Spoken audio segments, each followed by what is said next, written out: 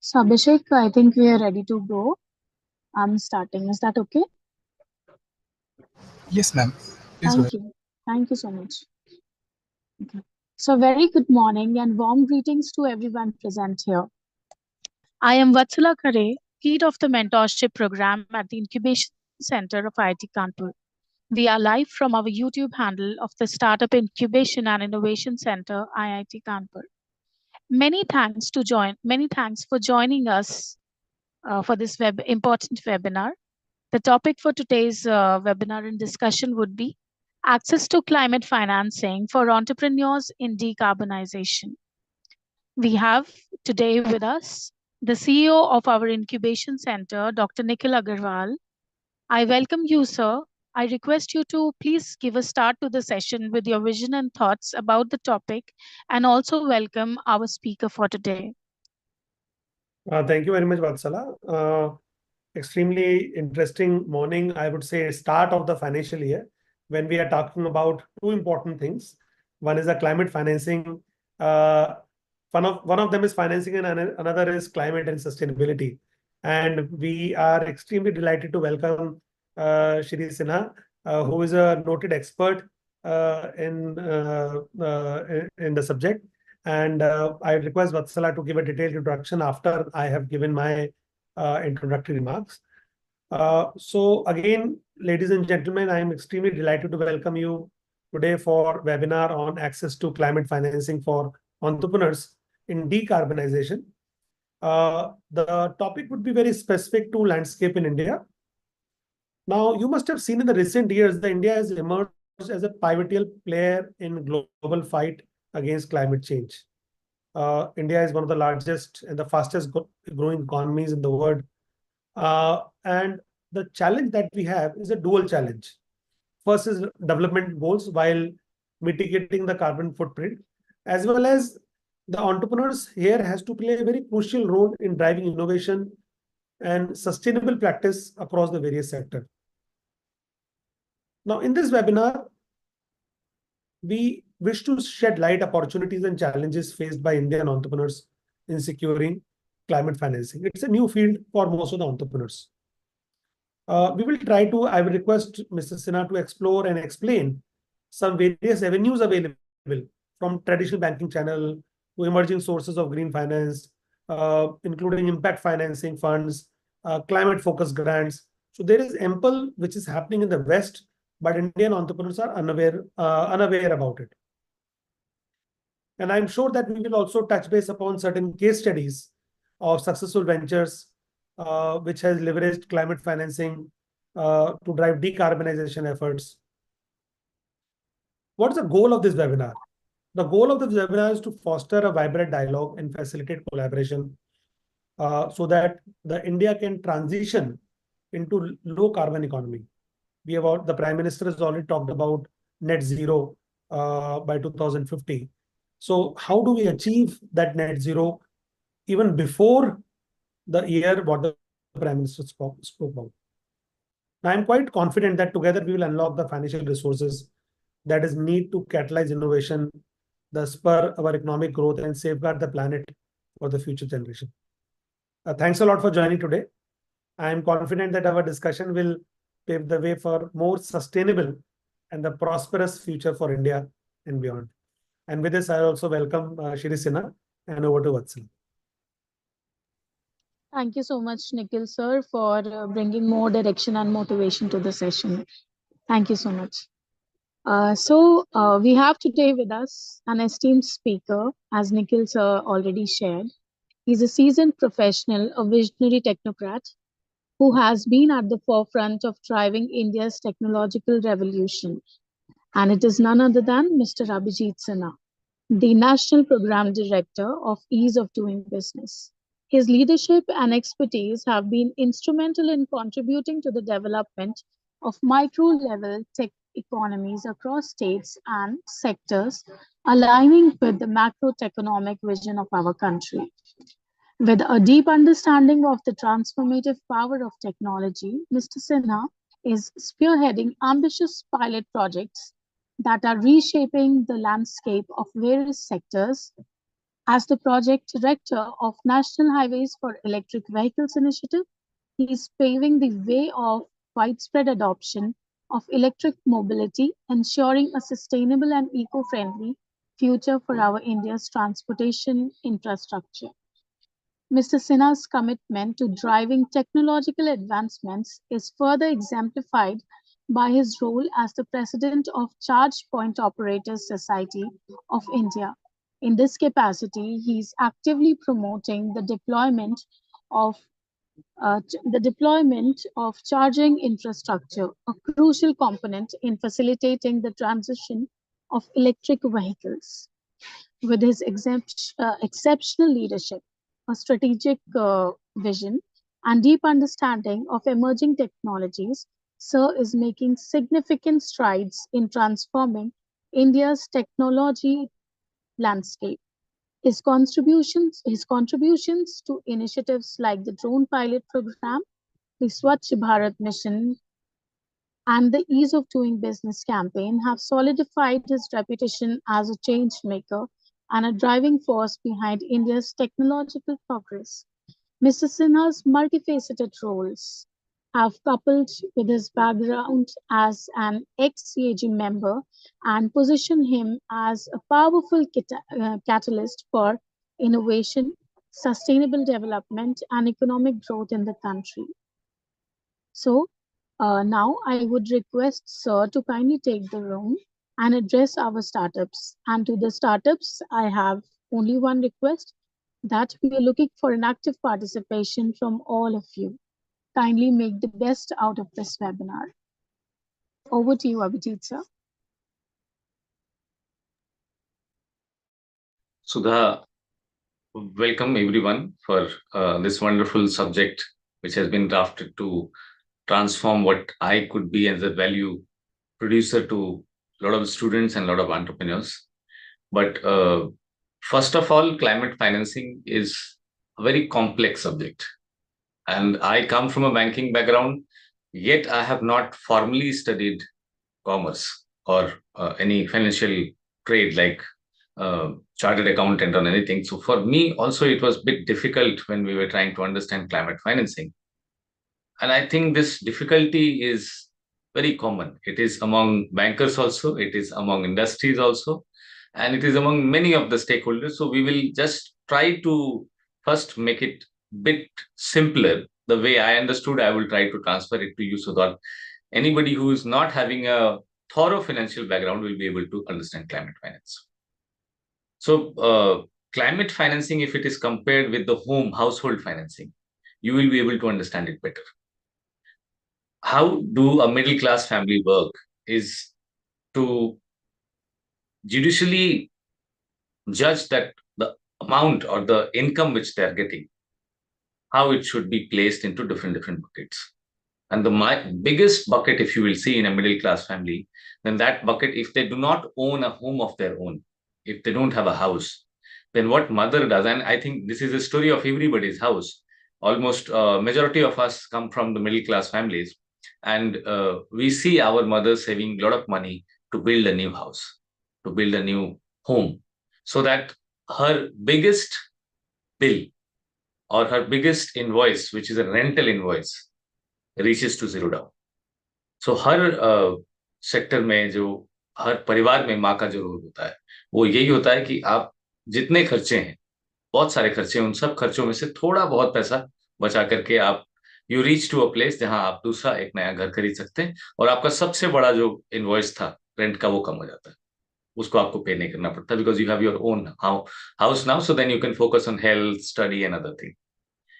Same happens with the country, that when as a country we have to build something, then we have to look at our highest invoice.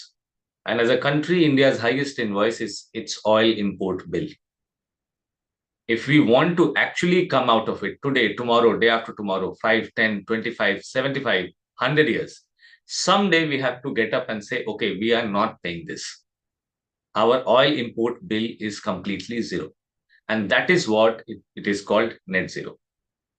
It may not be like, I do not want to confuse the concept that, okay, internal or domestic oil consumption will still be there. Net zero premium concept, or the real essential concept, is definitely net zero. It is not only that oil import bill, but throughout, our dependency on the oil import bill is the highest dent, highest withdrawn from the economy. So how do we look at it that this is not a need of our for one sector? This is not a need of our for one automobile, transport, or something. It is a need of our for everybody. And when we have need of the hour, then we have to in a very planned manner, we have to plan this transition. So when we are planning this transition, what do we see? Is there are three major sectors who can contribute in majority. One is logistic. So the main cost, the total cost of logistic out of our GDP today is somewhere around 16 to 17%. Sometime in some cases it is 14% also. And the national ambition today is to reduce this 15, 16% GDP to single digit, 7 to 9%. Second, most important thing I have already told is the oil import bill. And third is how do we increase manufacturing? Manufacturing gives us maximum export, and it helps us to minimize our import. So these three are going to contribute on a majority chunk of our decarbonization and economic growth. Now, you see a lot of changes and a lot of thought process of around Vikasit Bharat.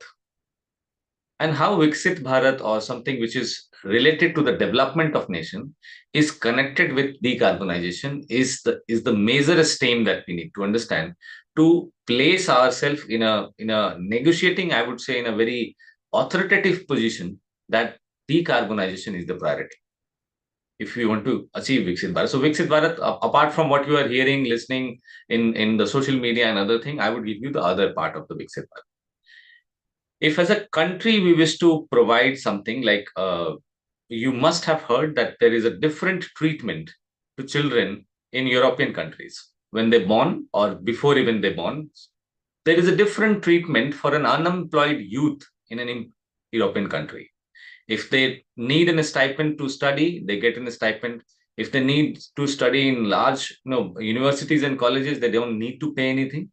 There is a different treatment to elderly people if they need support, if they don't have children to take care of them. So these different treatments require a certain amount of money. And this money or this expenditure, when we look at it, it is per capita income of person who is a part of the institution, part of the country. And this is in India around 2,300 US dollars. So the definition of Viksit Bharat is not only a definition of something would happen and which will never reach to people. If we wish to take a call of that degree, that we will be able to give a stipend to students if they did not got job for 2 years, 3 years, 4 years, whatever our pocket allows, or to a children for a foster home. If they don't have parents, then we can put them in a foster family home, or elder people, social security number. So all this requires a certain amount of fund. What is that requirement? It is somewhere around 12,000 US dollar of a developed country. In comparison to India, 2,300 US dollar per capita income, it is 12,000 US dollar in a developed country with whom we are trying to compete. So the definition of Viksit Bharat is we have to reach to 12,000, and by the time we will reach to 12,000, they will not remain on the 12,000 because they are also increasing at a growth rate of around 3.5%, 4%.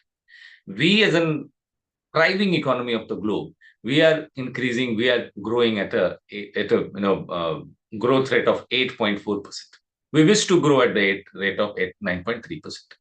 So in this, if you look at, by the time we will reach to 15,000, 12,000, they will be at 15,000. So our goal should be at 15,000 US dollar. Now, this 15,000 US dollar is dependent on these three sectors. One is decarbonization. Second is logistic, reduction into logistic. Third is oil import bill, which need to be completely slowed down, zero down. And fourth is manufacturing, which is making us forced to import a lot of material, and we need to also increase our export. So in this context, if you look at the decarbonization as a main frame, then you will look at it that decarbonization required a lot of money, which we don't have. How much money? Is of around somewhere $10 trillion by 2070. Our current economy is $3.8 trillion. And if you need 10 trillion by 2070, then definitely we need to do a lot of work. And this lot of work need to be in sync with the innovations, technologies, and also the banking models, instruments, how we have been doing business and how we have been doing financing of our projects, manufacturing units, plants, infrastructure. So a change, if it is not coming now, then we will miss out this target of $10 trillion economy in the climate financing segment. So how do we meet this if I disseminate? First time I'm part of a government as a youth 10 years back when we left our job. Then we wanted a government who do not only speak or who do not only gives us an hope that something should happen, viksit ho jana chahiye, ya garibi hat jani chahiye. We wanted a government which speaks sense. And it is very difficult to speak sense in front of a banker who are very precise in terms of following up their target. They follow their target day by day, month by month, quarter by quarter, year by year, and one day slip is in their arms. It is alarming them, raising a flag for them. So for us, if we look at $10 trillion economy, how does it look like to next 2 years? If that dissemination, if that need, if it is requirement numbers, quarter to quarter, year to year, next term to term, budget to budget achievement, and their clarity is not there in the government implementation or a stakeholder, then it will never be. You will push the target from 2070 to 2090. So anytime any government in power would push a target to a period where they would not be in the power.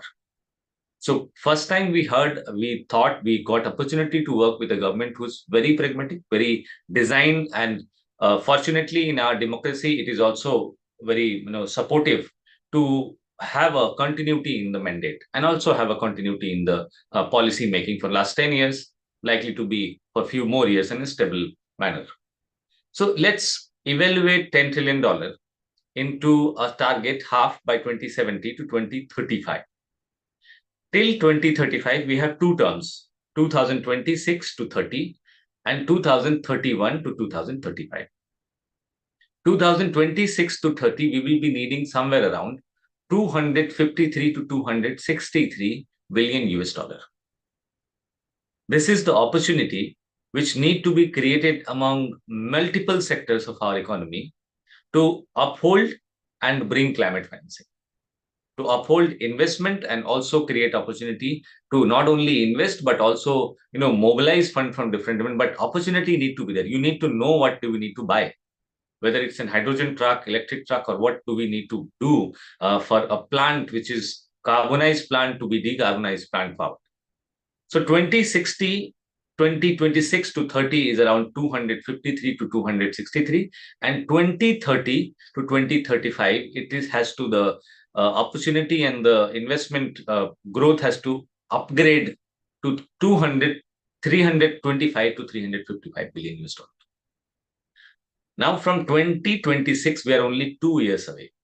Let's look at today's investment. Today's investment is around 42 billion US dollar in commercial, in climate financing space. Out of 42, 80% is done by government. So only 20% of 42 billion US dollar is right now got from the climate or from sovereign green fund or from banks or private capital. So this gap where we are standing at 42 billion US dollar, we have to in next 2 years we have to reach to 253. How this would happen, and if it does not happen, then the first bus to 2070 100% decarbonization is missed. We wish to achieve this, and to achieve this, what thought right now government and I can say as a whole, as a country, we are following and we are trying to disseminate for the other part of the globe also, is the key that we need to understand. Our global economy of global circular economy is around 4.5 trillion. Yes. So 4.5 trillion, if 1% of 4.5 trillion, which is likely to happen and for which we all are putting efforts, when I will finish this, you will be able to see that where as a student, as an entrepreneur, as an institute, you are standing globally in this decarbonization transition. That 4.5 trillion is the global economy of circular economy, out of which if India taps 1%, it is 45 billion. And this 45 billion, if it is multiplied by 5, you will get 225 billion US dollar out of 253 that you needed by 2026. So in next 2 years, what we need to do is we need to understand the definition of circular economy. The current definition of circular economy is the waste to recycle management, sometimes power generation and sometimes other things. And today, India is on a cusp of changing the definition, not only for the domestic use, but also for the global use, that the circular economy is not only waste to cycle management. Today, if you invest into opportunities, today, if you invest into right technologies, tomorrow you will be able to understand, you will be able to create opportunities for people to understand that what opportunity has been created. So just for an example, if we invest into tech today, it gives in sustainability tomorrow. So when we are going to invest into tech, and this is sustainable, this is green, and it is not sounding profitable on the books of financing, that's the problem. That's the place where climate financing and decarbonization takes birth. It is not sounding profitable. You are not having a very good flow of data. The industry is not very established. The tech which has came from colleges or tech which has came from an innovation is looking like there is no precedence of profitability. There is no precedence of establishment. In that blind scenario, how do we fund, how do we finance a tech which is talking about sustainability tomorrow? So that's a place where an instrument required of climate financing, blended financing. And this is the place where the intelligence is required, that where are we investing and what we will create together. India is now growing at a speed and a very good growth of, if I say in last how many years, how we have grown, you will be able to see that the growth is very, very high. We are today a $3.8 trillion economy. And first trillion took India 65 years. For us, if you consider yourself Bharat, then you will say first year for you has taken 65 years, second trillion has taken 8 years, third trillion has taken 5 years, and the fourth trillion is somewhere around 3 years it is going to take. We are currently growing at a rate of 8.4%, and in next 22 years, by 2047, it will be a $35 trillion economy. But जिस speed से विकास कर रहे हैं, जिस speed से we are building things and we are building buildings, cars, infrastructure, what is going to happen? Are we going to become another US or another China? So if in the sense of development, you will say that one development misplaced, it is going to create an havoc tomorrow. And living example is many places, many wonderful cities where nobody wishes to live today is because of the traffic jam. It's a very simple component of the state and very simple component of the city. So when you are looking at your age of around 45 to 50, that which city should I invest to for building my permanent home after working for a 20-25 years, you look at a city where there is a good smooth traffic, good climate and good environment. AQI कम होना चाहिए, traffic smooth होना चाहिए, and hospitals वगैरह होने चाहिए. That is the place where you want to stay. You may wish to stay in Goa, you may wish to stay somewhere in the coastal region or somewhere in the hilly area, wherever. So in this, what message it gives us is today, if we invest into these cities, these tier 2, tier 3 cities, tomorrow we will be able to create an opportunity for people to stay there. And this is not only limited to city. This, when it comes to intelligent transport management system, when it comes to creating an electric highway, when it comes to creating an hydrogen network, dispensing network, wherever if you will see the example, you will have to have that far sight that if today we are investing into it, then it is creating a circularity tomorrow. And that circularity is not very difficult to gauge. It is difficult right now for banks and for conventional financial institute to do it. So just I'm giving an example of a couple of um, forefronts which India has achieved, and then you will be able to relate that which all sectors will be able to come and what type of innovation will be able to fit into it. Today we look at India as an destination for couple of things. Like it's a tourist destination, used to be the most ancient destination, you must have heard. Pharma is one of the destination. Automobile manufacturing is another destination. India has looked at it. UCB to semiconductor, both we are becoming in hub. Manufacturing destination is new destination which India. Wellness is in between somewhere lost, but now it is coming back. Startup hub, I don't need to tell anything. You all are part of it, that ecosystem. Digitally, India is a digital hub. Innovation, it's definitely now the patents and innovations are increasing. Few new destination which has came up, and they are the pricey one is film content destination. And this is not a small economy. Recently, our prime minister spoke about India making an wedding destination, but that's an unorganized industry is coming up now.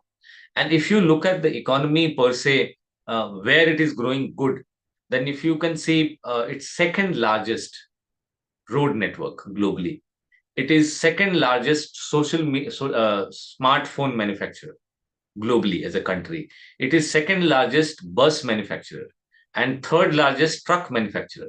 It is second largest agrochemical and sugar manufacturer. And also it is third largest in pharma as per the volume and 11th largest in pharma as per the value. So when you look at sectors, when you look at growth, you need to understand that all this. And now I want to name a couple of sectors where decarbonization would take place, and the requirement of solution is very, very prompt. Aviation, agriculture, automobile, automation, leather, textile, tourism, steel, all metals, food processing, exporting, biotechnology, agrochemical, pharma, nutraceuticals, solar, battery, hydrogen, supercomputers to semiconductors. These all couple of very prominent manufacturing sectors who all are having two things in common. One, they all have mobility. They also have possibilities to decarbonize their mobilities, and they also have plants, manufacturing plants. So their renewable energy, their powered plants need to be also switched into it. Mission that India has taken to just to look into it, that other than decarbonization, what all we are doing. We have economic globalization mission, which is now investment and bringing other things.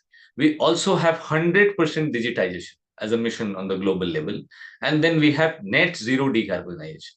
This is one of them, very, very important. We also have geo specialization as a mission. So all assets, all maps, everything which is on a geospatial, we have very wide range of satellites in India, and we have capability to launch more to completely geospatialize our assets, our maps, our roads, everything.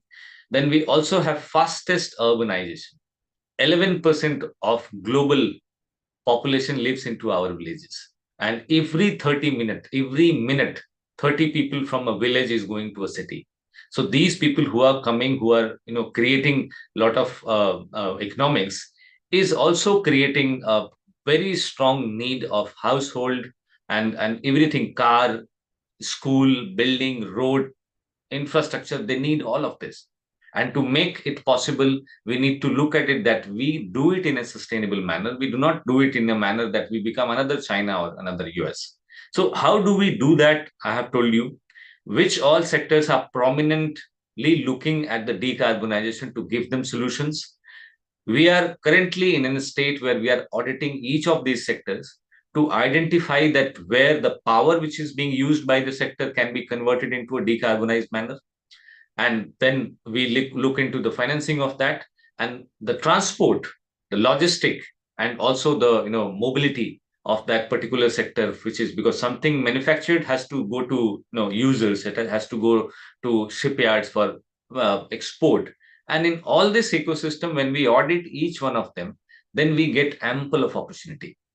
Now the jump, now the leap which we wish to do as an economy, because in emerging tech, if you will look, that you have done some innovation, and that innovation has even reached to the certification level of the basic regulatory bodies, still it is not adopted by masses. Still you are struggling as in a startup sometime to bring that, and you know that you have potential to change that particular sector the way they have been doing business by just giving that one sector to to all of them who are users who could be a potential consumer to that tech.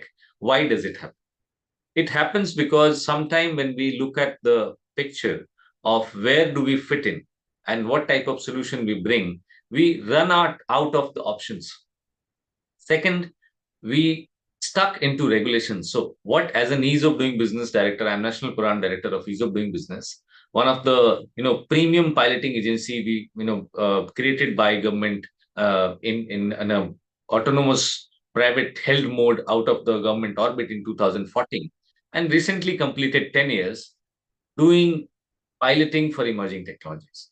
So four thing that we does into pilot, maybe value to share here, is we do a very strong need assessment of this particular pilot, this particular emergence should happen or not.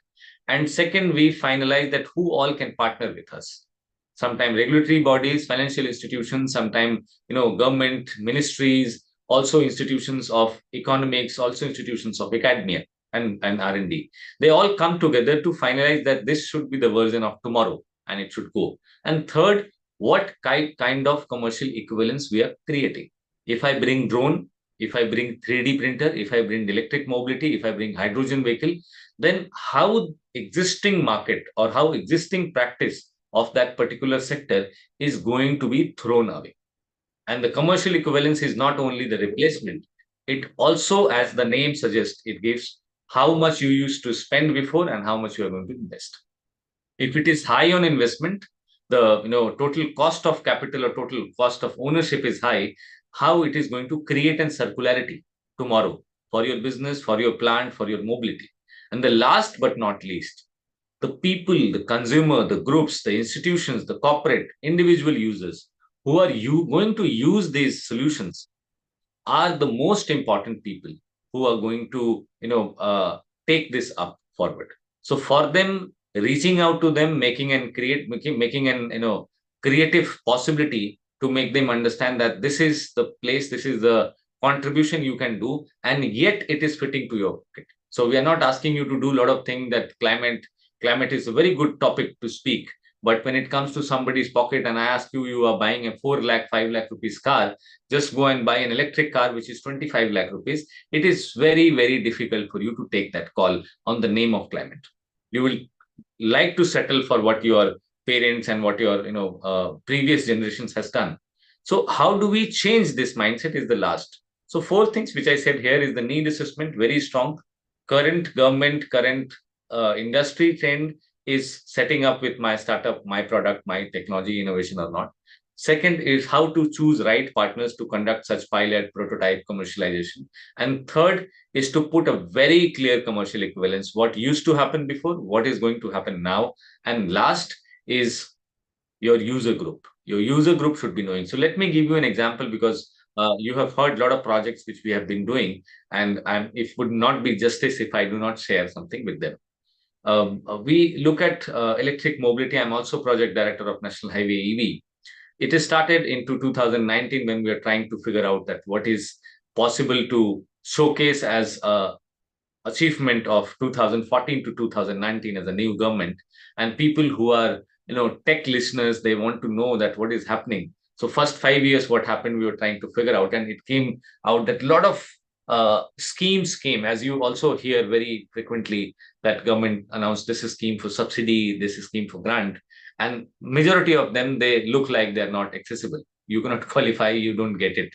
So a lot of scheme came as a result that this we have done, but no conversions number came or no projection number came in 2019. We had a very great discussion with Power Ministry to understand what is required. And this example which I'm giving you, it might be a 5 minute long transition which I'm explaining, but it may exactly give you the way how climate financing works, because the example which I'm giving you has resulted into one instrument of 5,000 crore rupees.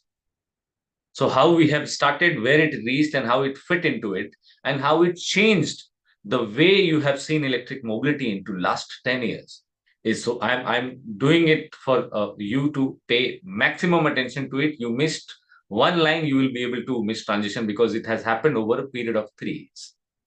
In this climate financing, when we went to Power Ministry to understand what went wrong, the response came that nothing went wrong.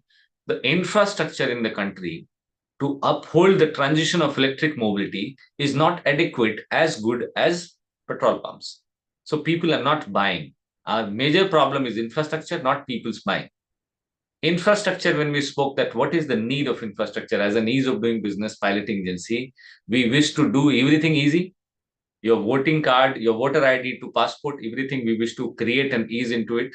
And into this equation, we ask that what is the paperwork required to set up a charging station. And you will be very, very happy to know that the response that we received from Ministry of Power, Union Government of India, is there is no paperwork required, there is no license required to set up a charging station. How do we communicate as an economic agency, as an economic piloting agency, that a petrol pump of tomorrow is suddenly license free?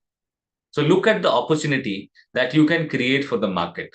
And if a petrol pump of tomorrow is suddenly license free, then everybody, I think we have 76 participants on this call, all of you can own a petrol pump of tomorrow. And what is needed, how do we own this? Then definitely there is an equivalence between petrol pump, the old one, and the charging station which you are making new one. So the old one has a design, has a specification, also has a standards for safety and other thing. How many tanks, how many nozzles? You have seen petrol pumps. वो कैसे होते हैं, कैसे दिखते हैं, और कौन से पेट्रोल पंप बड़े होते हैं, कौन से छोटे होते हैं. If today you get, आपको आज लाइसेंस मिलता है एक पेट्रोल पंप का, so tomorrow you are getting finance. So think about it. The financing in the petrol pump is also very sorted. And third is how much you are going to earn from petrol pump is also known to you. That मोटा मोटा how much time it will take to reach to its break even. लेकिन ये तीनों चीजें charging station के बारे में unknown थे. The industry could not know in last 8 to 10 years that how charging station look like, what are the specifications, what are the safety standards. They were only limited to safety standards or devices. Charger का safety standard था, लेकिन premises कैसा होता है, उसका design कैसा होता है, इसका कोई स्टैंडर्ड नहीं. Second, if you are owning or getting or building a charging station, nobody is going to fund you, nobody is going to finance you. बड़ी मुश्किलों से, बड़ी मिन्नतों से पिछले 5-7 सालों में हमने बैंक को इतना मनाया कि कम से कम इलेक्ट्रिक कार का लोन तो दे दो. And they are giving. Now they are frequently giving. But you cannot go back and tell them कि हमें charging station लगाना है, उसका भी लोन दे दो. They will not even look into the proposal. They'll say this is proven to be a loss-making business because you put up, nobody comes to you for charging, and you create losses. So how financing will happen? That's the second challenge which EODB conversed with National Highway AV. And third, but not less important, is how much this particular charging station will earn. 36 to 40 months is the break-even period of one charging station into National Highway EV. And at the other side, in last 10 years, from 2011 to 2012-13, I can say, to 2020-21, in last 10 years, whatever charges or whatever charging infrastructure were bought by private or government company, majority of buying has happened by the government. Their break-even is, can you imagine, 40 to 45 years. And if a break-even of a charger is 45 years, then in front of that charger, at least 4 generations of car will pass. Right now, we have open doors for BMW, Mercedes, and Tesla electric mobility. So it would be very, very difficult for that charger to actually reach to break-even if the usage is so low. So how does this happen is the tech solution. We conducted 2 trials between Delhi, Jaipur, and Delhi, Agra. In both of these technical trials, we put in a lot of OBU units and OBU devices on the vehicle, on the bus or on the car, to understand that what is the pattern of traffic right now, how many cars, buses in a public mode transfer between these 2 cities, how many of them they are corporate buses and the school bus, and then we zero down on a number that 20 buses somewhere we should introduce. And when we are introducing 20 numbers of buses, these buses are operating in a mode that 4 results which came of the technical trial. What are these 4 results which came out of the technical trial? Are first, the biggest fear of each and every person, which is an EV user, directly is EV user as an owner or as a subscriber, is if I shut down on a highway with electric mobility car, then who is going to help me? If I shut down as a bus, electric bus, then who is going to help me? So we first address this by creating a charging station after every 60 kilometer, 50 kilometer. So after each 50 kilometer, when you have a petrol pump size charging station, which is having more than 48 chargers and 200 people employed on that, they are also having facility of roadside assistance. And that roadside assistance facility is going to reach to you if you shut down on that particular stretch within 30 minutes. How does it happen? You all are tech guys, so you can relate that there are 2 eSIM on each vehicle, active and passive tracker on each vehicle. They are giving their small data pack from the battery BMS, throwing it on the infrastructure receivers, RFID or some fast receivers. These data are analyzed when a car passes a charging station, and it gives a prediction, real-time prediction, that whether the particular car will reach to the next station or not. And if it is not reaching, it is going to shut down. Then we can wire that next station that please be prepared to send a roadside assistance. This is the model of the car. This is the connector. This is the make. Please put right connector and right nozzle to it. It reaches in 30 minutes. That is the trial which we conducted. Second result which came out is every utilization, every charger utilization, as I said, is a 45 years in India, and we wanted to reduce it to at least, if it is 4 to 5% nationally, the utilization, we wanted to have 30% from day one. So how would it happen? How we'll be able to do it is another very important story, which all of you should know, is how metro works. In current scenario, if you look at the operation of metro, it works in a tubular motion. It works into a what we call relay motion. It does not work into a linear motion that one side it's there and another side. If you are hopping on and hopping off on a metro, you're going from Delhi to Meerut. It's a long line. And in this sequence, you want to take a sandwich. You want to eat a sandwich. You will get on a station. You will eat the sandwich. Your metro will not wait for you. Other metro train will come and you will hop on because you have a ticket. So entire national highway EV ecosystem in a really resilience model which is created is not asking you to buy a car, number one, and second, to buy a bus either, and second, it is not even asking you to wait for a vehicle. Whichever station you are going to stop, there is a vehicle ready for you. If you are eating there, another vehicle can be given to you. So we, as a master operator, we know how many vehicles are at Delhi, how many vehicles are at Jaipur, how these two are going towards each other as per the booking, which all stations it will stop, and all those stations are ready with a full charge vehicle. So instead of doing battery swapping, which is a complex, any of you who has read battery swapping would be able to understand it's a very complex way of doing beyond three-wheeler. Till two-wheeler, three-wheeler is okay. Instead of doing battery swapping, we did the car swapping.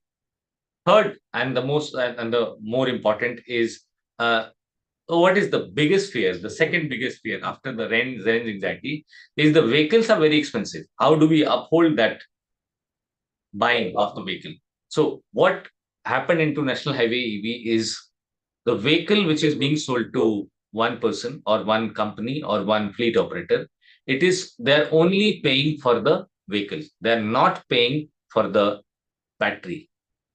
This is what happened by the grace and by the support from Ministry of Road Transport and Highway. In August 2020, they given an approval that vehicle and battery can be sold separately. However, no pilot happened other than two-wheeler, three-wheeler. We did first pilot, and you will be able to reconnect very well with the biggest revolution that India has is Dhirubhai Ambani's mobile phone. 500 rupees, everyone got a mobile phone. At that time, in that transition, the phone cost was 28,000 rupees. When Reliance came and they given a subscription model of 2 years, 500 rupees phone given to many of people. And then that was a CDMA phone. It gave opportunity for people to have a phone who could not achieve it or who could not afford it that time. So same happens here. You get a vehicle, you only pay for the vehicle. And what is the cost of electric vehicle? It is only 60-70%. The rest 30-40% is the battery cost, which you don't pay. So suddenly the cost of vehicle goes down by 30 to 40%. And the battery, how it is being paid, a battery company comes in, they pay for your battery, and it is called subscription model. You have to pay for a monthly bill. Your monthly bill covers three things. The way your phone bill used to cover three things: your SMS cost, your domestic calling cost, and your ISD and STD calling cost. If you make a call, you pay. You do not make a call, it will come zero. Yet you will have the facility. In e-mobility and HEV, you pay the basic cost of charging per month. How many places, how many time you have taken a charge. Second, if you have shut down during that period of 1 month, you have to pay a roadside assistance. So that is what roadside assistance is meant for. And third, if you have a premium to replace your battery after 3 years, 4 years, because your battery in a commercial use will not last them more than 2 and 2.5, maximum 3 years. Then what is your replacement company who is going to bring a battery? A small premium is paid for you. So these three major challenges, which were one, range anxiety, you are free to go from Delhi to Kanyakumari. You can change vehicle, you cannot change vehicle, you can just stop on a station, eat something, your vehicle will be replaced by another, your stuff will be changed. You can seamlessly, without stopping for more than 5 minutes, a bio break, you can go up to Kanyakumari. Third is first is this, and second is you buy a vehicle, you pay 60%, 70% of the cost of vehicle. You do not pay for vehicle. And when I'm saying you buy a vehicle, I am addressing fleet operator. I am not yet addressing people. People do not have to buy a vehicle. What people have to do is, instead of going to diesel bus, instead of hiring a diesel car, they just have to hire an electric car. And can you see the commercial equivalence, which I given you as a principal example? From Delhi to Jaipur, if you will go by Toyota Innova, you pay around 12,000 rupees to 10,000 rupees for a pit for one side go and drop, because they charge double way. If you go by our car, which is operated now by our partners Blue Smart, you only pay 4,100. Can you imagine the drastic comfort and cost fitting that we managed to do for our consumers?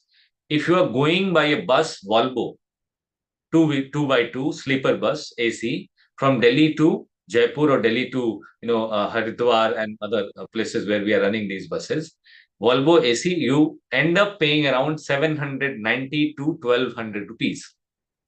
Can you imagine the seat cost of our electric buses is 375 rupees. In 375 rupees, it is difficult for us. I live in Delhi. I cannot even reach to airport with a cab. And in that cost, I'm sending people to Jaipur. So when all of these accumulated together, we needed somewhere around 1 crore rupees per kilometer to be funded for creating these charging stations, for owning these vehicles, for running these expensive, tech savvy, put on, which I have given you just now, by putting a lot of tech on the vehicle, on the charging station, on the track. So e-highway, geo-fencing, geo-spatial, all tech which you can, think of, or which can machine learning, industrial automation, IoT, blockchain, everything is used. Everything is, incorporated, and all of them are today very, very expensive. They are not an easy tech to finance, and their expedition and their financing would be high. So how does this happen is by creating a PPP model. That PPP model was innovated by Gadkari ji in 2015 with a name called HAM, hybrid annuity model, where whatever cost you are going to invest into a road for building the road, that cost has to come back to you by the toll. That toll will be collected in future, then it will be coming back to the pocket of investor. But right now, when you are commissioning the project, somebody has to take responsibility of 30%, 40%, 20% to incur the cost which is going to be spent in the beginning. So HAM has a basic proven model of success. We derivated it into an AHEM, annuity hybrid e-mobility. It created an ecosystem for all of them who are interested to do such financing, such funding. And we received around 3,672 crore rupees for the entire infrastructure of Bharatmala and Sagarmala. It is now starting from Delhi, reaching to Kanyakumari, both ways, from Calcutta and from Mumbai, and then the coastal region, which we call Sagarmala. It is there at the rate of 0% of interest for 12 months moratorium. And during this moratorium, we have to manufacture, we have to construct these stations, and then it is given to them. So if in that sense you will look at the climate financing, it is serving the need. Now what people got out of it, that's the most important part we need to understand. You are a user of car, you are a user or buyer of a bus, you don't need to buy the vehicle. That's the result. You just need to use the vehicle for going out of city. That too on a lower cost of, in comparison to 1200 rupees bus seat, now it is reduced to 375 rupees. In a 12,000 rupees car hiring cost, it is reduced to 4100 rupees. So as a user, you are sorted. Now nobody in the ecosystem is asking you to buy a vehicle. We are just asking you to use a vehicle when you are going intercity. Second, as a government, this entire cost of upgradation is off-shouldered, is offset by 30% of these charging stations are owned by government in PPP mode. The rest 30% is owned by private companies. GUBP, Shell, Adani, Reliance, Mahindra, each one of them, they can come up and they can uphold a couple of charging stations. Why they will hold this is because it's a profitable asset. It is as good as a petrol pump. And third, people, like I said in the beginning, that you don't need license to own a charging station now. Then the third PPP mode, like 30% to government, 30% to private, and last 30% is to people. So you, me, us, everybody can now own a charging station. What all we need is to have a land piece on the highway, which may have today, but you cannot set up a petrol pump there. So this is a win-win situation which is created. And in this total segment, out of 5,000 crore rupees, 3,672 is coming from HDFC. It means government only paid 1,500 crore. So the transition which we are trying to do, the innovation, and all of these stations are also capable to dispense hydrogen. So you can look at it that tomorrow, if you wish to do net zero of these stations, then we are only 2 steps away. Right now, they are withdrawing around 3 megawatt power from the thermal grid. But if we set up a couple of vertical turbine of the wind turbine in front of the station on the divider, it will be reduced to a certain extent. If we produce some of the power nearby the station from solar, it can give power to electrolyzer to create hydrogen of its own. So these are the innovations which is not yet commissioned, but it will happen into coming time. So what I wanted to mean to say is that if you are creating a use case, if your product is fitting in the pocket of the user, and this is also creating a national transition pathway, which is bringing more tech to become more decarbonized. It is not difficult to do a financing. It is not difficult to create a model. And trust me, never look for a model which is already created. You will have to create, you will have to enter into it. And just by looking at these four fronts, you will be able to give a very sound, a prescription to a banker, to a financier, to a sovereign green fund, to World Bank, ADB, whoever is willing to do it and whoever is willing to place it. They are not asking you to create the banking instrument. They are just asking you to check all boxes which is required for you to fit into that fit into that instrument. So with this, I'll just read out a couple of things which I wanted to share with all of you. Is very important to reconnect with what we said. Is if we are reaching on a $35 trillion economy, then what is the calculation behind it? All of us should know. Decarbonization has the major chunk of calculation into it. And how do we calculate it is something which you all should know. Is any child who has born after 2000 in India will somewhere spend around 240,000 US dollar in his lifetime. So any one of you or any one of our known people who have born after year 2000, in their lifetime, their buying capacity, their purchasing power is of around 240,000 US dollars. Just multiply this to 1.6 million or 168 crore people, which would be your population on 31st December 2047, India's 100th year. You will get the calculation, thought, intent, and number where this $35 trillion economy is coming from. So if we have to be very, very pragmatic, we just have to study as a country on the growth path where we are currently growing at 8.4%. Our required growth rate is 9.23%. Our current investment and the power to attract investment into climate financing is 42 billion. Our required investment, which we wish to reach, is around 263. And to create this into next 2 years, we have to create opportunity of $253, and out of which we can just tap on the climate circular economy and create ecosystems like this, which is to be used by aviation to mobile to all these sectors who are looking forward to innovations like you, who are looking forward to changes, who are looking, their businesses are looking to decarbonize, and an alternative, greener, cleaner, sustainable alternative, which has to come from innovation. So the power which you are creating, the innovation which you are creating is actually going to help step by step each of these sectors to decarbonize, to become more cleaner and greener. And in this journey, when you get up and you say that I need climate financing, this is not only your requirement, this is the requirement of the nation. This is the requirement of all economic powers which we are putting together to become an Viksit Bharat, to become a superpower globally. Thank you. I believe I have taken more time than it was allocated to me, but over to you, Vesla. Yeah, thank you so much, sir. So I'll not waste any more time. I'll just straight away go to the questions. There are a lot of questions here. So I'll start Please. reading out. The first one is from Neetu Singh. She says that I really want to do something about the net zero carbon emission, but have no knowledge about this field.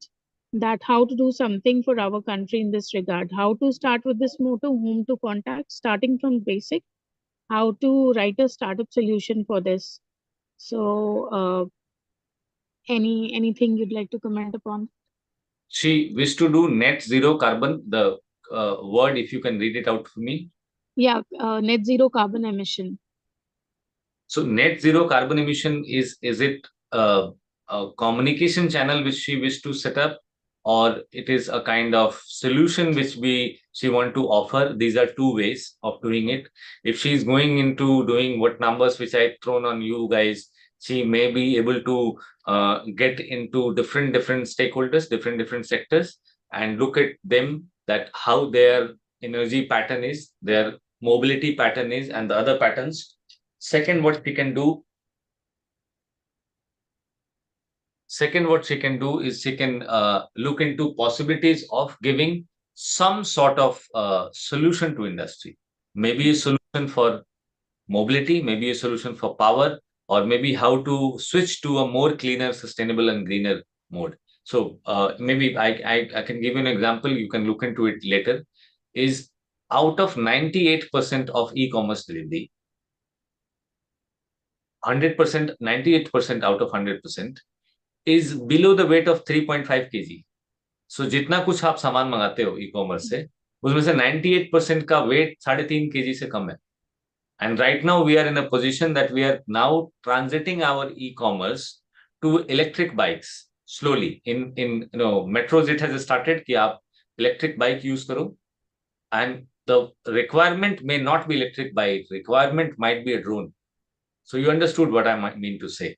That 3.5 kilo उठाने के लिए bike पे बंदा बिठाने की जरूरत नहीं. It can be sent through drone, and each building can have a reception on the top floor, on the roof, to receive that package, and their guards, their service staff, they can deliver it into their flats. So this is started happening into many of the conditions. It will reduce the jam on the traffic. It will reduce the requirement of electric vehicle. It will reduce the requirement of a man to doing it. So this is the kind of leap you will have to understand, that this e-commerce industry requirement is not electric vehicle right now. Its requirement is to lift something of 3.5 kg and deliver someplace. So that is how you will be able to do sector to sector. Thank you, sir. The next question is from Climate Labs. They are asking that carbon capture, utilization, storage, or solar engineering technology like SRM, which one would he support? Which one would you support? And have you heard about it? What are your views about it? Is there any way to commercialize SRM? And why are there no startup in India yet, which is offsetting the carbon for 100 plus years like Climeworks or Heirloom? Is India going to or has already started planning to fund such projects because of the net zero goals promised by our Prime Minister? So, see, definitely the goal and the intent is very well placed to fund and look into the opportunity that each one of them who are offering a relevant solution for decarbonization are to be funded. It is done from the Government of India perspective also. It is also done from the perspective of banks, sovereign, climate, green funds. How and which model fits you, it depends on a startup to startup. What type of offering which you are creating and what kind of ecosystem will fit into your need. Maybe you need a grant sometime, maybe you need a credit finance, maybe sometime you need a blended financing, maybe sometime you need just a long-term financing. So what exactly is required, that's a conversation need to be holded. If you are needing in some requirement, you may write it to me. I may connect you with a couple of people who will be able to take this forward. But it cannot be answered upfront without understanding the solution and the kind of financial need they have. Okay. So similar, I think Sarthak Gupta had a question that can you please help us understand what all financial instruments are available for startups to tap for climate financing? Example, closed loop circle in US. Is there something similar in India? In exact example of closed loop circle, there is nothing yet available in India.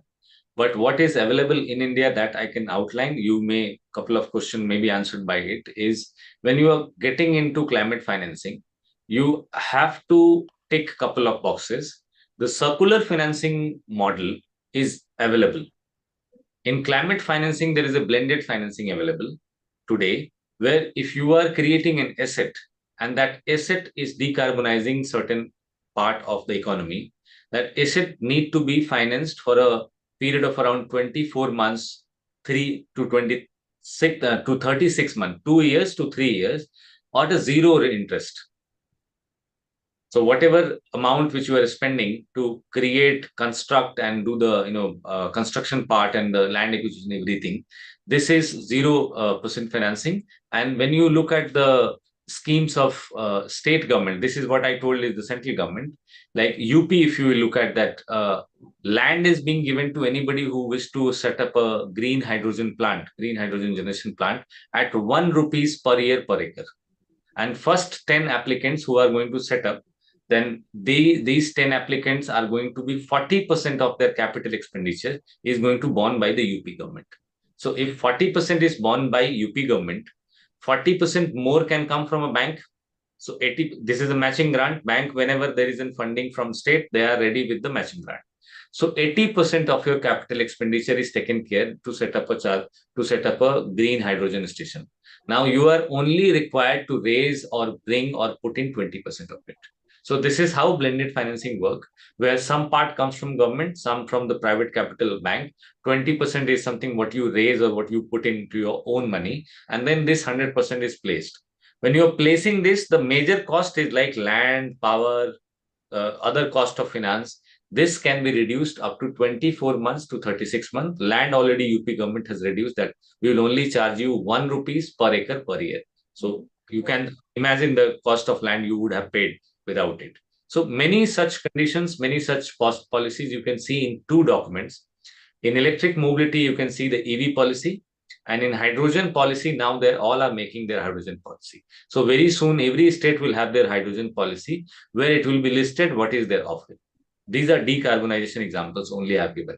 There might be more policies coming up, or in any specific manner. If you need, you can search that particular ministry or you can search that particular segment, that is there a policy. Their experts and their policy making think tanks, they keep on publishing such document.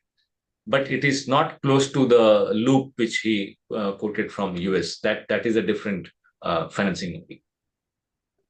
Okay.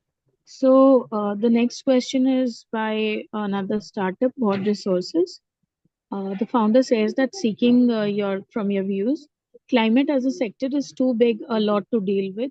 We need to break it down into practical blocks like electricity, municipal waste, industry, etc.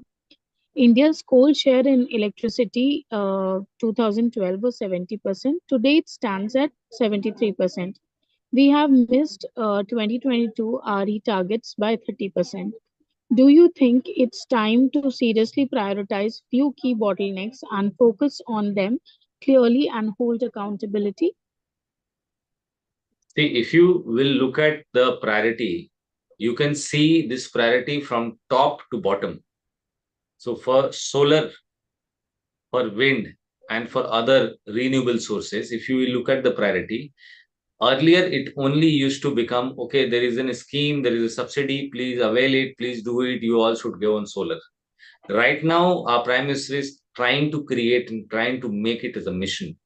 If after 11 years passed and the Ram Mandir Pran Pratishtha program, the first program which he did immediately after all this puja and everything at the Ram Mandir happened is to launch a solar mission. Har Ghar Suryoday Yojana. You can look at the priority that it is so important that it is not only from the prime minister level but also from the finance minister. Also, if you look at the Gadkariji's vision that a moment to create e-highway. So why all this is happening is because we have to decarbonize three segments. One is transport, second we have to reduce the logistic cost, and third is manufacturing. And all three of them, they are using coal right now. Whatever coal and whatever power which is being used, if we will not decarbonize, then the electric mobility will also be on a place where it is not 100% decarbonized. Instead of burning fuel inside the vehicle, we will be burning coal inside the power plants, and then we'll be charging. So to create this decarbonization, it is important to look into opportunities which is giving us 100% net zero. So rather than having a station, this is my personal view, rather than having a station which will in eventually further kuch samay ke baad wo 100% net zero hoga, we should invest today into a station which is backed by a wind turbine, which is backed by a solar panels, which is contributing a certain amount of energy to offset the power that it was withdrawing from the grid. So this is how our coal will go down. And it is very important, not only coal, but also the fossil fuel and the crude oil, which we're importing to reduce. It is into highest priority. And I think I have marked you Prime Minister, Finance Minister, Road Transport and Highway Minister. Entire railway is decarbonized, not in the net zero, but at least जहां पे electrification नहीं था railway track पे, उन सबको electrify कर लिया गया है पिछले 10 सालों में. अभी उन इलेक्ट्रिफिकेशन में still we are using coal, that now the source need to be decarbonised. So this is how it is going. Okay, the next question is by Tanmay. How is debt financing framework an approach for both an established idea like solar technology and an idea in nascent stage like gravity storage? And how, as a startup, we should approach our financing solutions? So solar is well organized now, but others decarbonization solutions like hydrogen, electric mobility, transportation, logistic, they are yet not well organized. In that scenario, when you are going for solar, you may look into different type of power purchase agreement, capital expenditure, and capital offset. Then you can see the subsidy programs of the states. Then you can also look at the short-term, long-term debt and equity finance. You can also look into the investment angel. So in scenario, you need to place yourself very, very clearly and very defined manner that who you are. Are you bringing a solution? Are you bringing a tech or an innovation which solar was not using before? But with your tech, it will become something else. Then it is important for you to establish your argument that way. If you're only somebody who is going to run on the conventional way how solar used to work, then you will have to look into the existing models, existing schemes. But if you are a tech which is going to change, then don't go for it. Just assume that you are an emerging tech and which is to serve the industry, then the financing would have to be as per your requirement. So when you are putting up your time, your energy into it, also put some time and energy on the pitching that this is what is going to impact. This is what as a commercial equivalence, and this is where the kind of partnerships I need. So when you are needing a partnership, finance is one of them. Finance is not the master of all that you need to go to them. They blessed you with the finance and you can go ahead. They are only one who is going to come up, but what impact you are going to bring, that impact need to be very well articulated in terms of number. If it is required, you can read couple of pilots on NHEV.in or NHEV live, or you can even search it, that how this pilot, which when we are doing national highway EV, we first did for Delhi Jaipur, Delhi Agra only. So 500-kilometer success is now the reason how 5,000 kilometer got extended. So even if you want to take a demo or you want to take a captivated area, state, district, do it for them. Create a use case, place it on the multiplication of if it is same tech and same technology, if it is employed on entire nation, what would be the impact? If you can do a rough calculation, it will give an insight to your financer that they require partner to finance it. They do not need a financing agency or funding body who can just bless them with the finance. And don't go for it if it is a conventional, if there is no innovation into your case. Just go for the schemes then. Next question is, how does the government collaborate with industries to promote the adoption of sustainable materials like plant-based leather? Uh, Government collaborate with industry for sustainable material. Like plant-based leather. So that's a part of circular economy. Yes. Which is plant-based leather is not going to reduce, not going to create any toll on the of the garbage of the recycling. So government view is very different. Government view is you have many sectors where a lot of manufacturing is happening. These manufacturing is creating a garbage that we are now dealing as a huge task to recycle them. So instead of putting our energy and muscle power to create a pathway to recycle them, it is better to audit each and every production trail, each and every manufacturing trail, and make them understand that first you need to create a product which can be refurbished in India. So right now, if you are seeing at the Consumer Affairs Ministry's outlook, government is not allowing, and very soon it is going to be very, very strict. If you are making this mouse and it cannot be repaired in India, it does not have a service center, it does not have a possibility to do some refurbishing into it, you will not be able to sell it. Right now the liberalization is that way that you can buy something from any part of any e-commerce website. Now they will have to tie up the way you buy a car. You cannot have a car network without the service network, right? If Ford has to wind up their business from India, they have to give their vehicle to a service network, to some other company. Same way, small product or the bigger product, they all will have to the complete network of refurbish, then reuse it. Means reselling should also be possible. It's not like I don't need it, I thrown it somewhere else because there is no service station. After reuse, you have to recycle.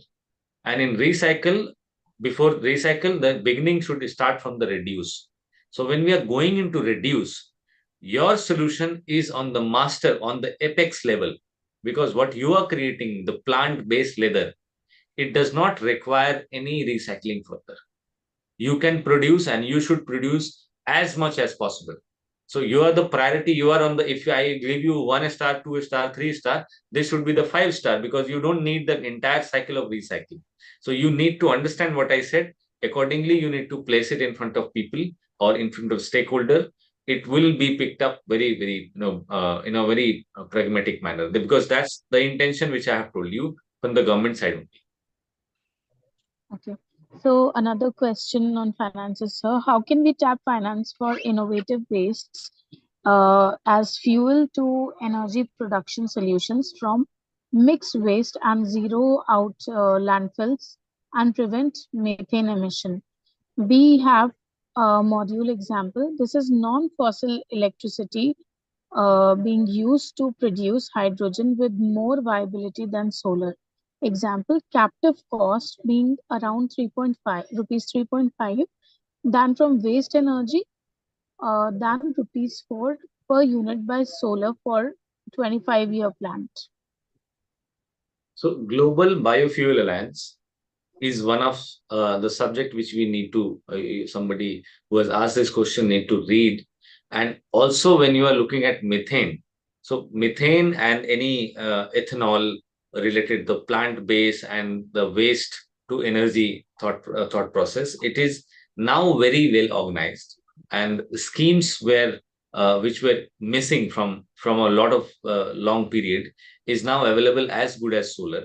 You need to look into those schemes, you need to look into those grants which are available for at both at the company level, at the project level, at the financing level, at the bank level, and also on a institutional level. If you are doing an institutional tie-up with some PSU, they will also be able to avail that finance and extend or share it with you.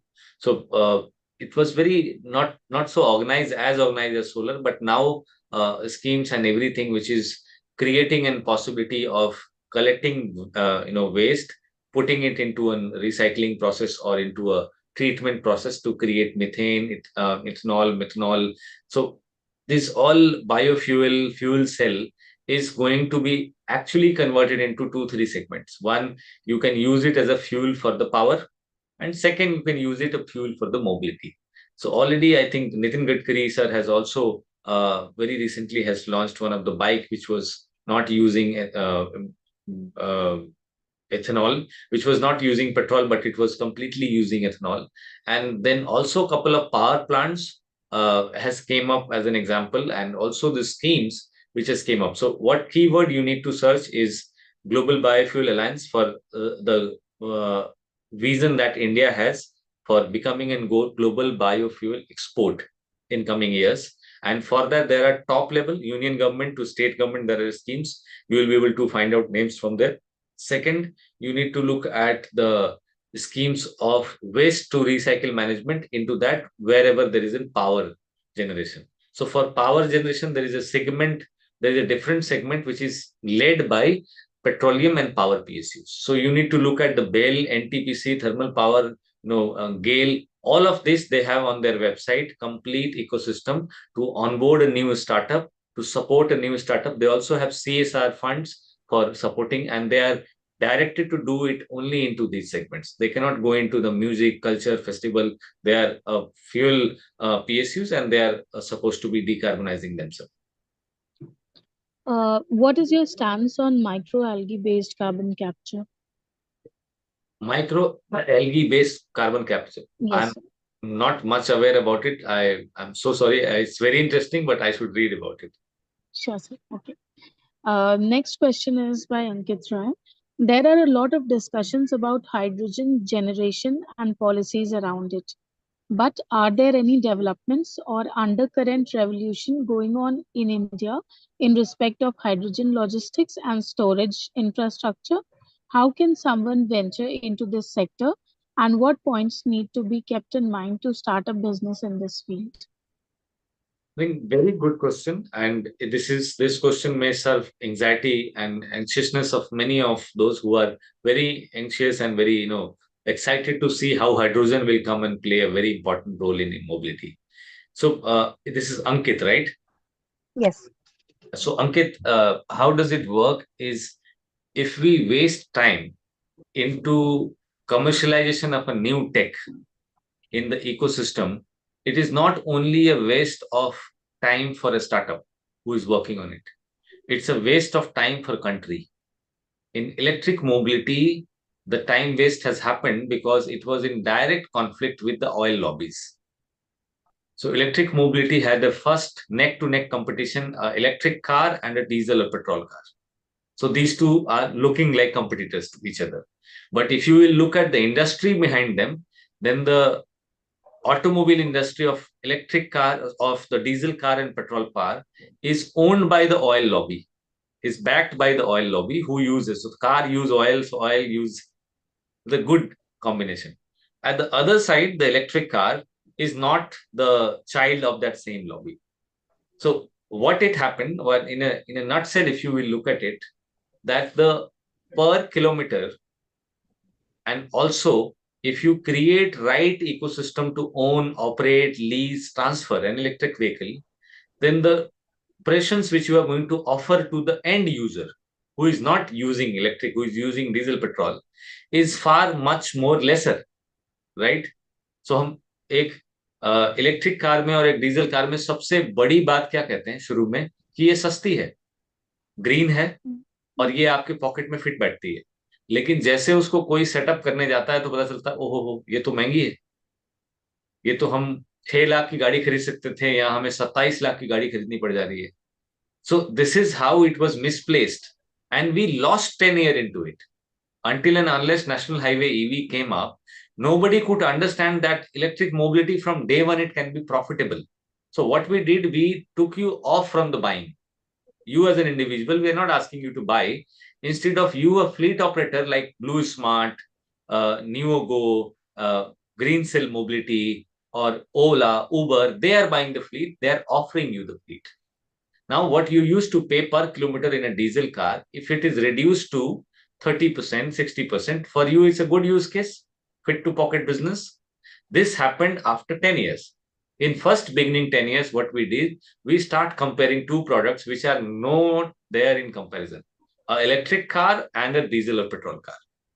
There was no comparison between them because of the infrastructure, because of the network, because of the ecosystem, and also because of the users interface. In hydrogen, same thing will happen.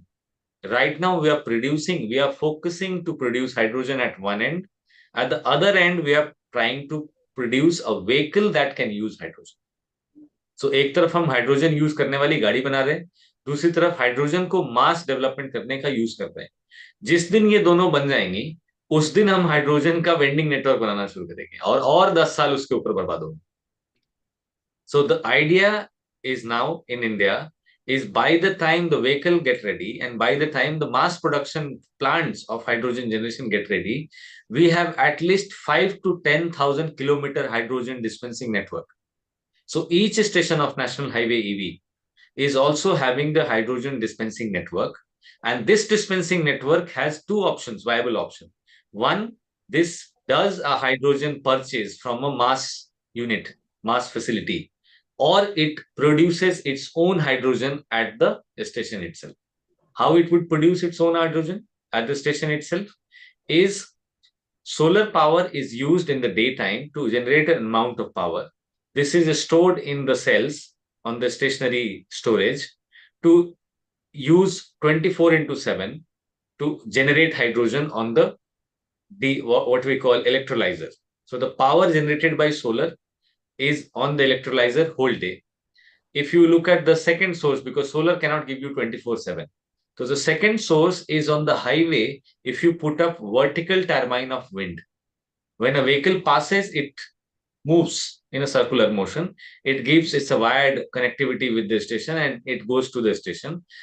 The much vehicle passing, the trucks and buses, they are creating an energy which are resulting in the rotation of these turbines, and then these two power is reaching to the station.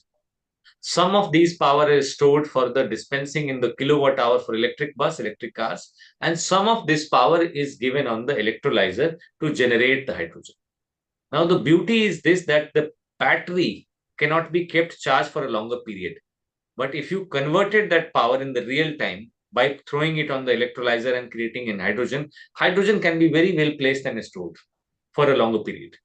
And when then you need power to be filled from or dispersed from hydrogen, you have two type of dispensing. One, you can directly fill that green hydrogen into vehicle. And second, if there is no power for a reason, you can reuse that hydrogen into a generator to create electricity again and distribute to the electric vehicles. So now you understood the circularity and the innovation required it. It is, however, on a pilot stage, would be able to comment more into precision on it once it is successful. So, sir, I think you need to let me know if you have some more time. We have around 10 more questions left. Shall we do it here or take it offline with you? Do it if you have time, if people are ready to listen. I have no to this. Okay, so the next question is domestic budgetary resources are critical for climate action. How can India better mainstream and prioritize climate investments across key ministries and state governments? What good practices can you share from Indian states that have made progress on climate budgeting? So recently, I think on 25th of March, if you will look at the PIB website, Press Information Bureau of India, it has defined the climate financing. It was earlier not so well defined, and how all ministries are going to coordinate together and how they are going to participate into it. The budgetary part, as I said, that each and every ministry, each and every PSU, which is having a potential power to finance and fund uphold couple of the transition, they are directed to participate into it and also do the cross sector financing. So in PSU, a power PSU can do a financing into hydrogen. A petroleum PSU can do a financing into some solar. So this cross financing is now required, and also the power purchase agreement has been made little bit easier, so that green open energy access has came in power in last year. It is now coming into practice also, best practice also, that if you produce energy from a renewable source at one part of India, earlier, if you are using it in another part of India and you are transmitting through the grid or through the discoms, there was huge power charges or the wheeling charges, transfer charges, which we had to pay. Now, Government of India has opened with the open access of the green power. You don't need to pay such charges. So at what location, how you are placed technically, which is in your favor, you are producing, and at what location of India you are going to use it. So that has become on almost you can say the grid connectivity. We are becoming a very well placed country where somewhere in Ladakh we can produce and somewhere in Kerala we can use, or somewhere into Gujarat, Kutch, we can produce and we can use it into Kashmir. So that's the kind of best practice they're trying to build.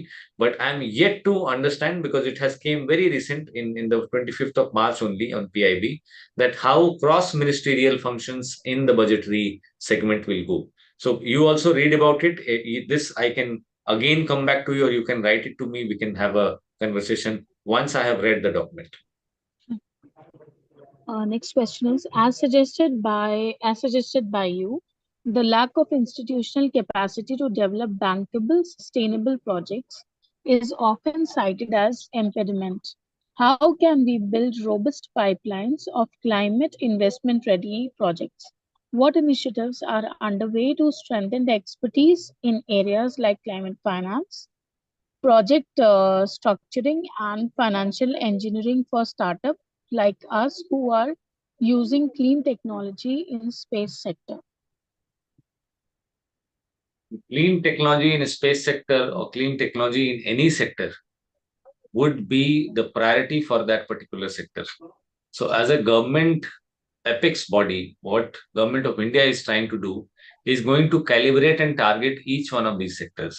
That whatever pattern of energy consumption which you have today, you need to decarbonize. And whichever sustainable, cleaner, greener opportunity or alternative you are getting, you switch to it. So what we expect in couple of times is coming time is each one of them, they will have an internal budget to be allocated and to be paid and to be spent on these decarbonization initiatives. That budget may come from CSR also. That budget may come from the investment that they are planning to do into different sectors. And that budget they may also cut down from the kind of initiatives tech they want to support. So you need to look into those opportunities of those PSUs, those ministries, those very well organized sectors, that these institutions or these entities, which are sometimes purely government, sometimes autonomous, and sometimes also semi-government. Many of them, they have done this exercise. Their website can speak about it. Their decarbonization initiative, they would have a complete page or complete section of it. And many of them, they're yet to do it. So you need to keep an eye on it. Your place where you are placed, you're in the ecosystem where you're decarbonizing a space sector is not much crowded. So there are possibilities that they also must be waiting for you. to somebody who will come and give us a decarbonization way. And since it is not crowded, most likely to be a very good space to work. Sure, sir. The next question is, what are the specific benefits that companies producing tools or components such as solar panels, 3D printers, EV chargers, etc., can receive compared to project funding? How does the mechanism of benefit provision differ between the project and product companies? For instance, while subsidies may support solar projects, how do equipment manufacturers like inverter producers directly benefit? So in the beginning, when we were discussing pilots of this emerging new economy of India, I told you that once there is a new tech coming, it has couple of villains. And these are standards. These are sometimes low financing, low appetite for financing, and also a couple of obstacles related to consumers' adaptability. So when you are creating a product and you are creating a pitch, do not only be limited, do not only be specific to the product.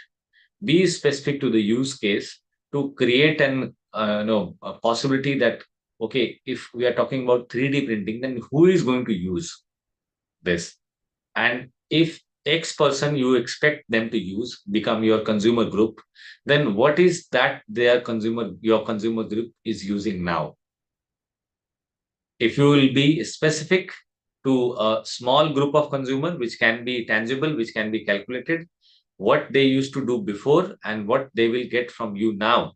If this consumer group are created, then you will require, okay, this is not only a business between me and my consumer group. There has to be a financer, there has to be a regulatory body, there has to be a government subsidy, there also has to be approvals, which are superseding approvals for somebody to switch to such a manner that they have not used 3D printer and they're using 3D printer. So all these stakeholders who require a certain amount of confidence are required for the project. So if you will list them up that these are the changes required, you will be able to see the problem area.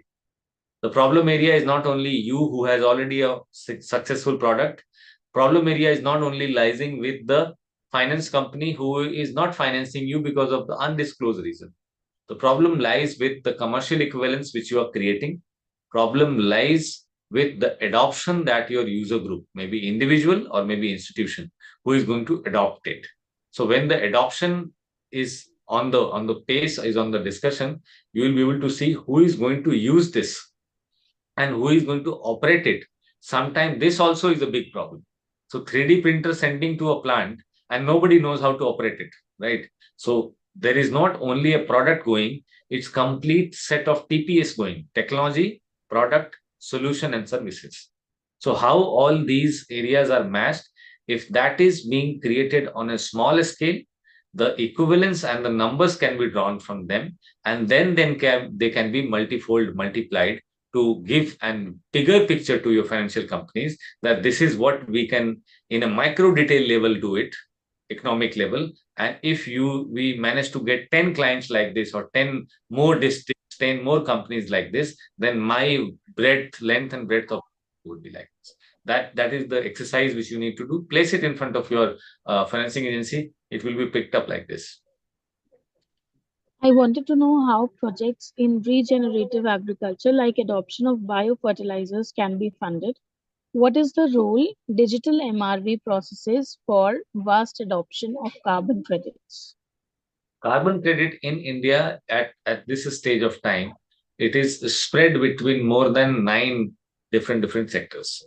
Agriculture is also one of them, and the guidance and the guideline which we need to produce into carbon credit is very typical to understand.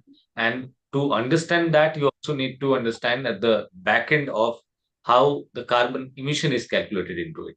So in agriculture, the carbon emission which you have calculated or whichever tool or mechanism which you have used to calculate this, and the commission tool and the commission standards for carbon calculation, whether these two are matching or not, that's the first thing which you should do. Otherwise you will calculate a carbon emission reduction in a wrong manner, which will not fit with the regulatory bodies or the carbon credit apex body definition. So that's first step. Second, once you have done, then place it for the look for the carbon credit platforms registered it as those locations. So what they are doing is we do not know who is doing the reduction in the carbon and who would be needing carbon credit. So there are platforms across the globe available. In India, as of now, there is no exchange of the carbon credit in within the country. We are still subscribing the exchange which is based in US. But in India, Ministry of Power has recently opened the thought process that we are going to establish it very soon. You need to go on the Power Ministry and PIB website to understand that what is the development as of now. If the portal or if the platform is open, that whatever definition in your way is the carbon reduction definition of carbon credit, you just need to register. They will create close group of different sectors: agriculture, aviation, automobile, leather, textile. And in your group, when your inputs are taken, their final definitions are exchanged, they'll be able to create a funding mechanism, not for one but for all. What is the scope of hydrogen as a viable fuel without the need for storage? We are working to directly split water on board a vehicle, starting with aircraft. So that's a very interesting innovation. I think BHU is also doing it. IIT Gandhinagar to an extent is doing it. I heard about you guys. So if it would be in coming time possible, you will completely cut off the requirement of refueling also. Because if it is on board getting created, and even if it is not used for truck or bus level, even if it is using for two-wheeler level, it is very, very significant. But difficulty lies into the dimensions, weight, and the other challenges which a company or a startup has to face. That how big the vehicle will be, who will have an onboard electrolyzer, and then it will also have to have an engine to use it. Whether we'll be able to make it that compact that the load will not be issue for us for transmission or the physics rules, that yet to be seen. But scope is very bright. This can be the highest example of cutting off the infrastructure need for mobility. Right now, mobility is connected with infrastructure, whether it's a metro, whether it's a highway, whether it's e-highway, green highway, or electric corridor. Each one of them, the more we are going towards an carbon and less decarbonized initiative, the more dependent it is on the infrastructure. Metro is much dependent on the wire. The way, if you look at the e-highway, they are much dependent on their stations. So fuel and the fossil fuel used to be less depending infrastructure. Once you are fueled for 500 kilometers, you don't need a petrol pump, right? But in electric mobility, you need someone to watch you. If you shut down, somebody has to come and help you. So the dependency of infrastructure, refueling, if you can reduce, nothing can be like that best. So if you are working on that segment and you are seeing an initial footprint of success, I think that's the place where if you work for next 5 years also without getting any positivity, without any appreciation, and you come out with the success, that is the place where you should put up your time and energy. Yeah, that's motivation for Ardhan Labs. Next question is, how does the government collaborate with industries to promote the adoption of sustainable materials? Like, okay, we've done this. Next question is, I work in water management. We have already established a use case by making a government infrastructure conserve at least 15 to 20% of its water utilized. How shall I proceed? Uh, I could not understand the solution. Government, Mhm. infrastructure, water. So he says that we have already established a use case by making a government infrastructure conserve at least 15 to 20% of its water utilized. How shall I proceed? So I think I'm also tech director for Jal Shakti project, which is Swachh Bharat Mission. Mhm. I look forward for proposals like this. So this is something of my direct interest. You can take email ID from IT and then you can write it to me. I will separately conduct with this because these are the tech. I'm not the Swachh Bharat mission director for anything else, but only for uh, a tech intervention where we are using some water treatment plant or we are like the the dream scenario for us is we create a building structure or mall which does not give any water and which does not take any water. So that's the kind of, if once amount of water given to that particular building, it is impossibility to keep, recycle, reuse, retreat the water and then become self-governance. So in coming time, it is, if it is creating and taking some water from the environment, from the air, that's more possible way, and then it can do the reconservation inside the waterways. Okay. Next question is already asked. Yeah. So the next question is, what is the scope? I think we're done. Yeah. I wanted to know how projects in regenerative agriculture, like adoption of biofertilizers, can be funded. What is the role digital MRV processes for vast adoption of carbon credits? This we have done. We've done this. Last questions is here.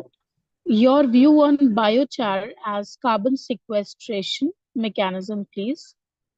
And is there any climate financing for CBG and biochar technologies? You will have to repeat it. It's a bit. Your view on biochar as carbon sequestration mechanism, please.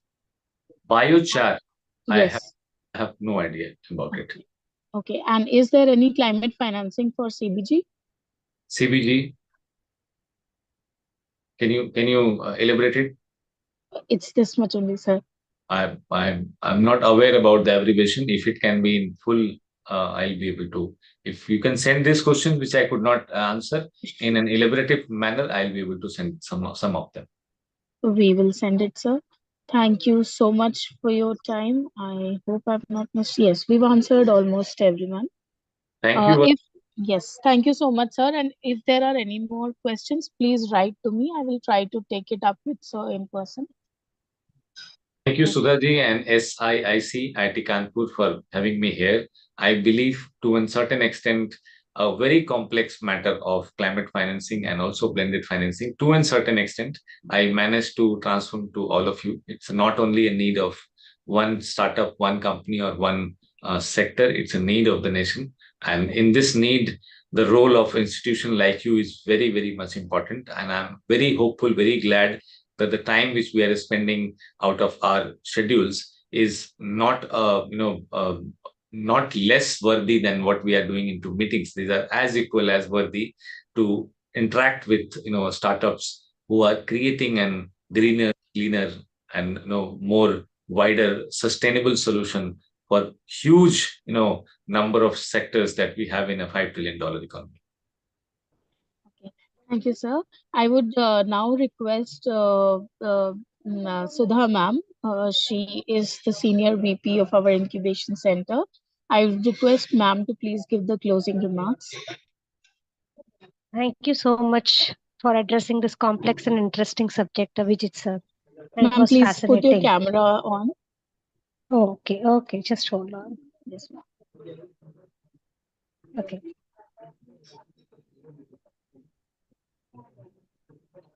So yes, it was very, very fascinating. From what you can see, so many questions coming up. I'm sure there are many more that they have to, question you. So this particular program that we organize is a part of our knowledge webinar series under the CSR program that we are conducting, which is named as Social Innovation Lab by City. We have supported about 75 startups in the area of agri-tech and clean tech, and they are both in early stage and growth stage. So looking at these questions, I represent my startups and my incubator. We look forward to seeing if we can do a one-to-one session with you in person and seek your guidance for networking, business connects, mentoring, and for exploring other funding avenues available to our startups in this cohort. I'll connect to you separately, sir, and seek your time if you permit. I also take this opportunity to thank my startups, my colleagues, and others in the audience who spared their valuable time to join this session. Thank you so much, sir. It was, and thank you so much for sparing your valuable time and being so patient with us. Yes. Thank you to all the startups who are here. And my screen has flashed me with three more questions, but I will take these in person with you all, with sir, with the answer that he has given to me. So thank you so much for all your patience.